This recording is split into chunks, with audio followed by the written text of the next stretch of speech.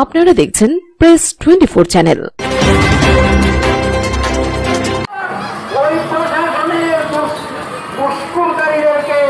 চিহ্নিত করে এদেরকে বাড়িতে পাঠান, অথবা এদেশের মানুষ যখন গড়তে উঠবে ওই সমস্ত মুসলিমরা পালানোর জায়গা পাবে না। ধন্যবাদ। এই পর্যায়ে বক্তব্য রাখবেন অধ্যাপক আব্দুল করিম, সভাপতি মন্ত্রী, সভাপতি মহাশয় মহানগর শাখা।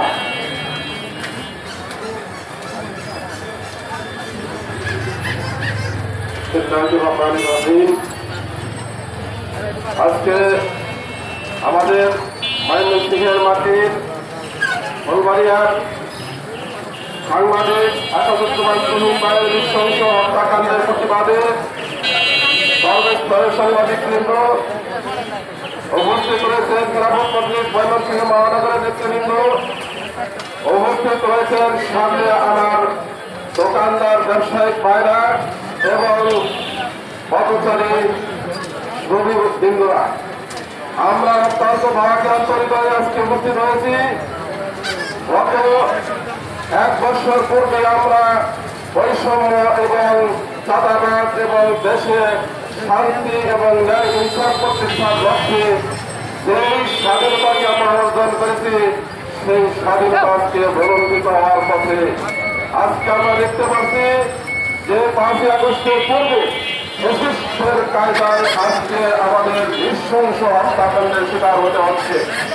তাদের জাগ্রত বিবেক সাংবাদিকদেরকে, তাদের মাধ্যমে আমরা বস্তুনিষ্ঠ সংবাদের মাধ্যমে দেশের মানুষ সচেতনতা এবং দেশের সকল খবরাখবর আমরা জানতে পারি। তারা আজকে নিরাপদ নয়। আজকে যদি জাতির বিবেক সাংবাদিকরা নিরাপদ না হয়, তাহলে আমরা নিরাপদ কতটুকু? তাই আমরা ব্যবসায়িক সহ সকলদেরকে বলব, আজকে 5ই আগস্টের পরবর্তী সময়ে এই বাংলাদেশে যারা চাঁদাবাজি করবে, যারা সন্ত্রাসী করবে, যারা খুন খারাপি করবে, তাদের বিরুদ্ধে আমাদের সেই 5ই আগস্টের আবার সেই বিপ্লবী শক্তি আমাদেরকে রুখে দাঁড়ানোর সর্বোচ্চ চেষ্টা আমাদের করতে হবে। আজ দেখা যাচ্ছে ভুল করে তাদের প্রকাশ্যে ধরে দাঁড়াচ্ছে। আমরা এই সরকারের কাছে যেসব খুনিরা এই খুন প্রকাশ্যে যেভাবে খুন করেছে, তাদের দৃষ্টান্তমূলক শাস্তির ব্যবস্থা করতে হবে। দেখা যায় যে আজকে আমরা জানতে পেরেছি 7 জন গ্রেপ্তার হয়েছে। 7 জনের ভিতরে যে প্রধান আসামি টেকু মিজান, তাদেরকে যখন গ্রেপ্তার করা হয়েছে, এই গ্রেপ্তারের পরে যখন সাংবাদিকরা যমুনা টিভির সাংবাদিকরা যখন তাদের ফুটেজ দিতে যাচ্ছে, তখন তারা বলতেছে আমরা সরিয়ে আছি। এত বড় বিশ্বাস যে প্রকাশ্যে খুন করার পরেও, গ্রেপ্তার হওয়ার পরেও তারা এত বড় উৎসাহ শক্তি কোথায় পায়?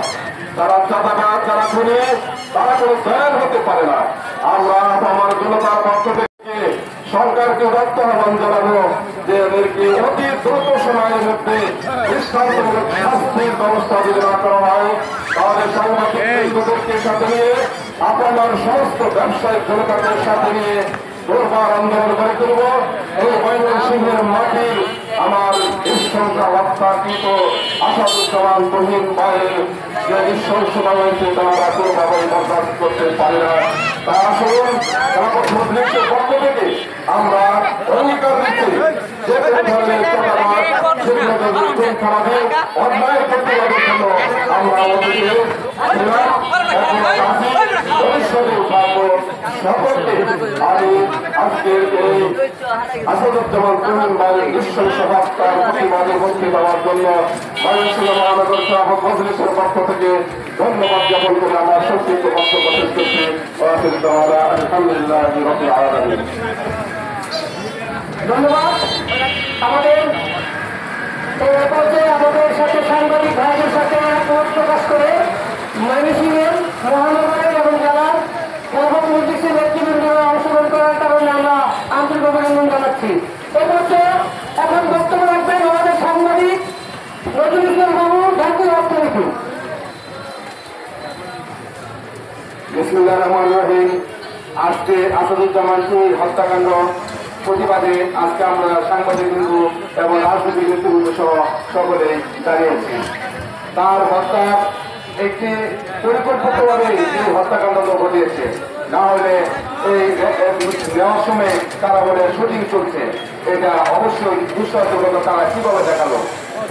আমরা সরকারকে বার্তা দিতে চাই, এই হত্যাকাণ্ড দ্রুত বিচার করতে হবে, দ্রুত বিচার সম্পূর্ণ করতে হবে, না হলে আমরা আন্দোলন আরো বেগবান করব। আমাদের সাথে সকল রাজনীতি এবং সাংবাদিক কিন্তু রাজপথে থাকবো যতক্ষণ পর্যন্ত না আমরা এই হত্যাকাণ্ড সুষ্ঠু বিচার এবং না দেখি। আমরা দ্রুত সময়ের মধ্যে এই হত্যাকাণ্ড বিচার